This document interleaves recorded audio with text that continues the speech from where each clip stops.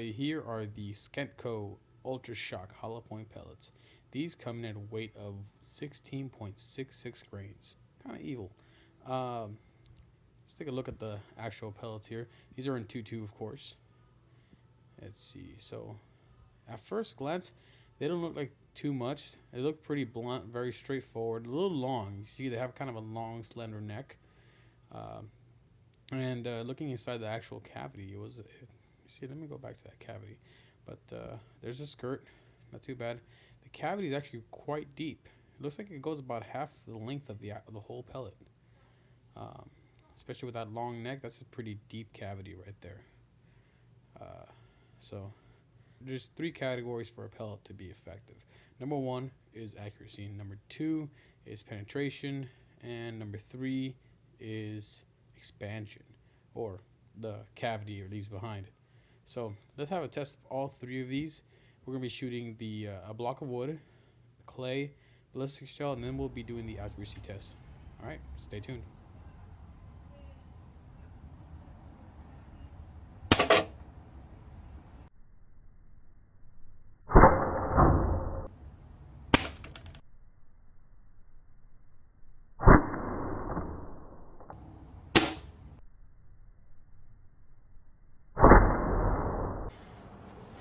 So for depth, penetration,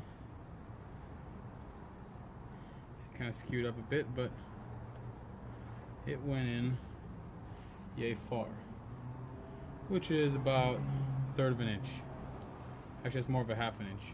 1/2 inch penetration into a block of wood. Now, let's go for the next one, which is the clay.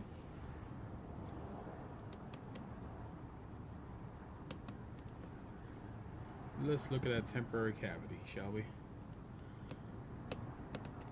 There we go. Temporary cavity, it's okay. I've seen way bigger temporary cavities out of 177s, to be honest.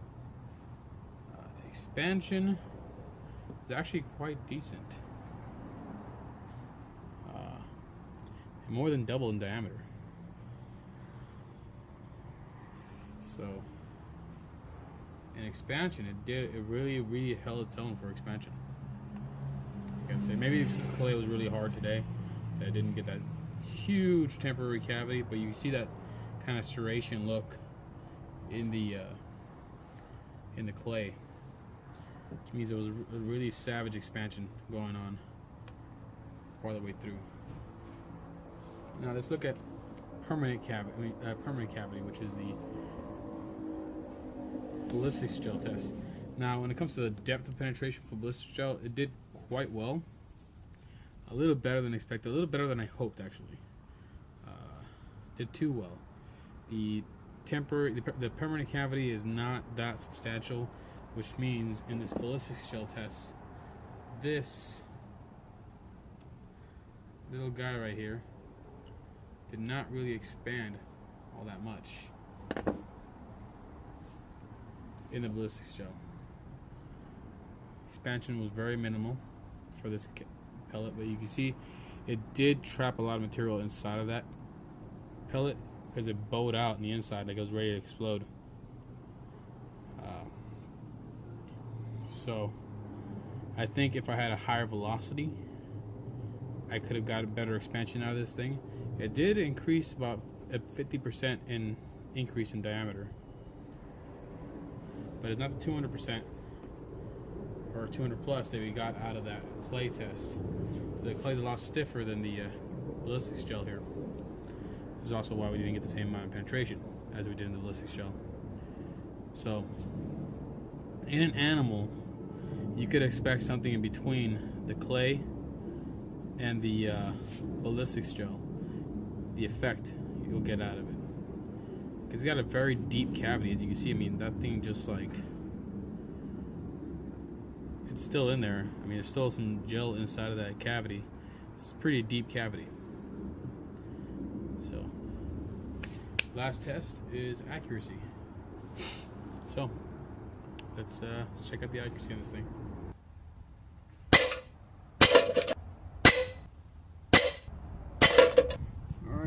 So there you have it. 5 shot group. They're all pretty much touching. The paper broke to the point where they're all touching, and 2 of them were hole in hole. Actually, four of them in total were hole in hole. They just weren't in the same hole. All 4. These two right here at the bottom. See my finger right there. Cover all of my thumb. So, not a bad shot group. And for the expansion you'll get, it's not too bad. I mean, I wasn't too impressed with the expansion of the ballistics gel test. You definitely get way better expansion out of the other hollow point pellets, such as the Crossman Destroyer. I mean, but you can't really beat the Crossman Destroyer. It's like the gold standard of expansion when it comes to hollow point pellets. And penetration too, kind of sets a league of its own pretty much. But then this expansion right here, you can't get this kind of expansion out of a destroyer, because the destroyer will fragment at these speeds. This thing, the cuff did break a little bit. You can see a little chipping right there. So at a higher velocity, it might have caused a fragmentation.